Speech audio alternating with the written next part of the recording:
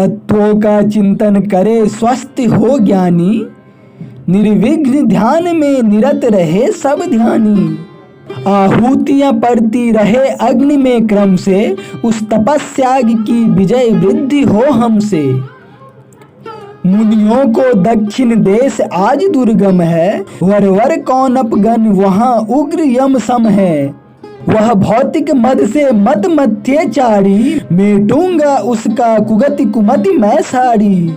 पर यह क्या खग मृग भीत भगे आते हैं, मानो पीछे से व्याध लगे आते हैं।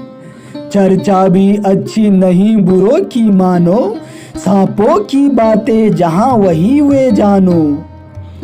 अस्फुट कोलाहल भरित मर्मरित वन है, वह धूलि धूसरित उच्च गभीर गगन है। वह धूलि धूसरित उच्च गभीर गगन है।